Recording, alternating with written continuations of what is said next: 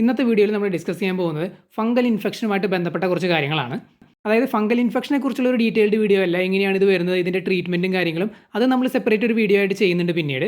ഈ ഒരു വീഡിയോയിൽ നമ്മൾ പ്രധാനമായിട്ട് ഫോക്കസ് ചെയ്യുന്നത് എന്താണെന്ന് വെച്ച് കഴിഞ്ഞാൽ, നമ്മളിപ്പോൾ ഇൻഡോർ ടാങ്കുകൾ ഉണ്ടായിരിക്കും, ഔട്ട്ഡോർ ഫിഷ് ടാങ്കുകൾ ഉണ്ടായിരിക്കും.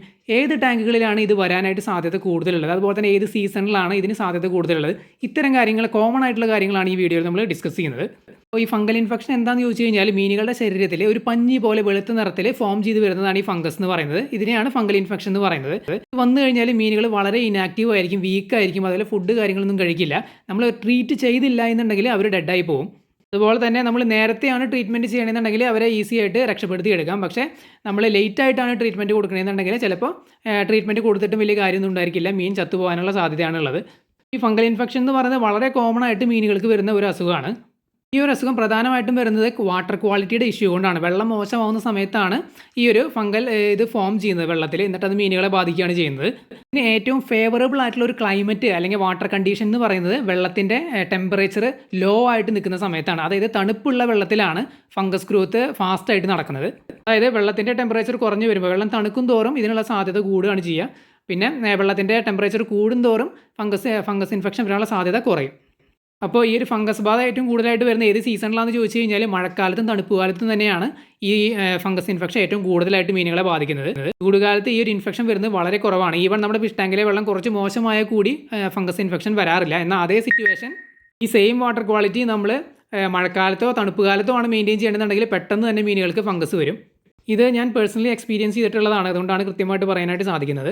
പ്രധാനമായിട്ടും ഈ രണ്ട് സംഭവങ്ങൾ, അതായത് ലൈറ്റ്, ഹീറ്റ്, ഇതിൻ്റെ പ്രസൻസ് വെള്ളത്തിൽ കുറയും തോറും ഫംഗസ് വരാനുള്ള സാധ്യത കൂടുകയാണ് ചെയ്യുക. രണ്ട് സംഭവങ്ങൾ, അതായത് ലൈറ്റ്, ഹീറ്റ്, ഇത് രണ്ടും ഫംഗസിൻ്റെ ഗ്രോത്തിനെ നല്ല രീതിയിൽ സ്ലോ ഡൗൺ ചെയ്യും. പിന്നെ ഈ സൺലൈറ്റിലേക്കുള്ള അൾട്രാ വയലറ്റ് റേസ് ഈ ഫംഗസിൻ്റെ ഗ്രോത്തിനെ നല്ല രീതിയിൽ തന്നെ ശരിക്കും പറഞ്ഞാൽ നശിപ്പിക്കുക എന്ന് തന്നെ പറയാം. ഔട്ട്ഡോർ ടാങ്കുകളിലൊക്കെ സൺലൈറ്റ് അടിക്കുന്ന ടാങ്കുകളിൽ ഈ ഫംഗസ് ഗ്രോത്ത് നല്ല രീതിയിൽ കുറയാറുണ്ട്. നിങ്ങൾ പേഴ്സണലി വളർത്തി എക്സ്പീരിയൻസ് ഉള്ളവരാണെങ്കിൽ നിങ്ങൾക്ക് തന്നെ അത് ഓൾറെഡി മനസ്സിലായിട്ടുണ്ടായിരിക്കും. അതായത് നമ്മൾ ഓപ്പൺ എയറിലുള്ള ടാങ്കുകളിൽ, സൺലൈറ്റ് ഡയറക്റ്റ് അടിക്കുന്ന ടാങ്കുകളിൽ, അല്ലാന്നുണ്ടെങ്കിൽ green shade, green net use ചെയ്തിട്ട് സൺലൈറ്റ് കൺട്രോൾ ചെയ്ത് വരുന്ന ടാങ്കുകളിലാണെങ്കിൽ പോലും ഫംഗൽ ഇൻഫെക്ഷൻസ് വളരെ കുറവായിരിക്കും. കാരണം സൺലൈറ്റ് ഡയറക്റ്റ് ടാങ്കിലെ വെള്ളത്തിലേക്ക് അടിക്കുമ്പോൾ നേരത്തെ പറഞ്ഞതുപോലെ നമ്മുടെ UV ലൈറ്റ്, അതായത് അൾട്രാവയലറ്റ് റേസ് ഈ ഫംഗസിൻ്റെ ഗ്രോത്തിനെ സ്ലോ ഡൗൺ ആക്കും. ചില സാഹചര്യങ്ങളിൽ കംപ്ലീറ്റ് ആയിട്ട് തന്നെ അത് സ്റ്റോപ്പ് ചെയ്യാറുണ്ട്. അതുപോലെ തന്നെ വേറെ പല മൈക്രോ ഓർഗാനിസംസ്, ഈ പറഞ്ഞ പോലെ ബാക്ടീരിയ, വൈറസ്, പാരസൈറ്റ്സിൻ്റെ ഒക്കെ ഗ്രോത്തിനെ സ്ലോ ഡൗൺ ചെയ്യാറുണ്ട്. അതുകൊണ്ട് തന്നെയാണ് നമ്മൾ നാച്ചുറലായിട്ട് മെയിൻറ്റെയിൻ ചെയ്യുന്ന ടാങ്കുകളിൽ അസുഖം വരുന്നതിൻ്റെ അളവ് വളരെ കുറവായിരിക്കും. ഈ ടെമ്പറേച്ചർ കൂടുന്നതും കുറയുന്നതും, അല്ലെങ്കിൽ ലൈറ്റിൻ്റെ പ്രസൻസ് കൂടുന്നതും കുറയുന്നതും എങ്ങനെയാണ് ഈ ഫംഗസ് ഗ്രോത്തിനെ സ്വാധീനിക്കുന്നത് എന്നുള്ളത് ഞാൻ പറഞ്ഞു. ഫംഗസ് അങ്ങനെ വെറുതെ വെള്ളത്തിൽ ഫോം ചെയ്യില്ല. വെള്ളത്തിൻ്റെ ക്വാളിറ്റി വളരെ മോശമാകുമ്പോഴാണ് ഫംഗസ് വെള്ളത്തിൽ ഫോം ചെയ്ത് തുടങ്ങുന്നത്. ഫംഗസ് വെള്ളത്തിൽ ഫോം ചെയ്ത് മീനുകളെ ബാധിക്കാനുള്ള ഒരു നമ്പർ 1 റീസൺ ആയിട്ട് പറയുന്നത് എപ്പോഴും വെള്ളത്തിൽ ഉണ്ടാകുന്ന വേസ്റ്റും കാര്യങ്ങളൊക്കെയാണ്.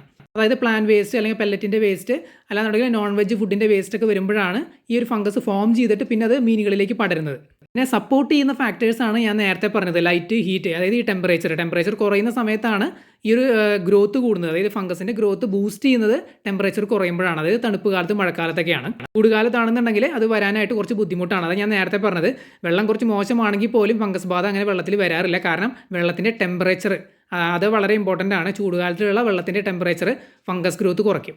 നമുക്ക് ഇനി കുറച്ച് സിറ്റുവേഷൻസ് ഒന്ന് ചെക്ക് ചെയ്ത് നോക്കാം. അതായത് ഇപ്പോൾ ചൂടുകാലമാണെന്ന് വിചാരിക്കുക. നമുക്ക് 2 ടാങ്ക് ഉണ്ട്. ഒരു ടാങ്ക് സൺലൈറ്റും ലൈറ്റും ഹീറ്റും ഡയറക്റ്റ് അടിക്കുന്ന ടാങ്കാണ്.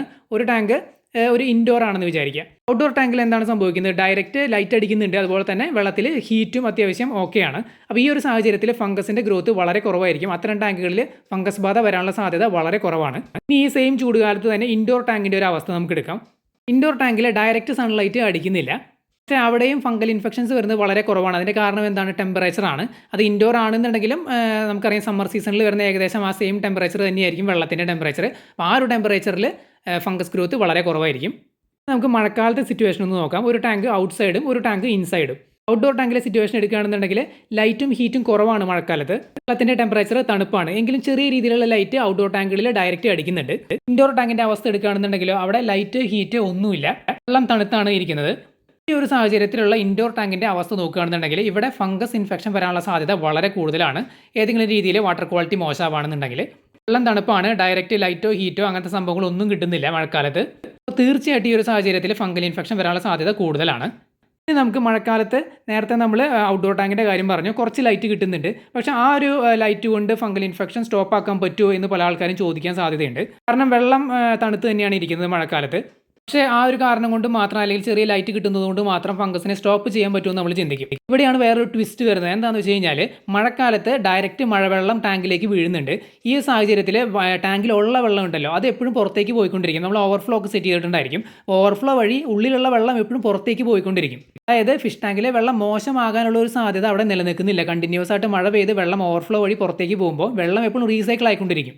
ഈ ഒരു ഫാക്ടറും കൂടിയും, അതായത് ഡയറക്റ്റ് മഴവെള്ളം വീഴുന്നു എന്നൊരു ഫാക്ടറും കൂടിയും ഔട്ട്ഡോർ ടാങ്കുകളിൽ ശരിക്കും സപ്പോർട്ട് ചെയ്യുന്നുണ്ട് ഈ ഒരു ഫംഗൽ ഇൻഫെക്ഷൻ വരാതിരിക്കാനായിട്ട്.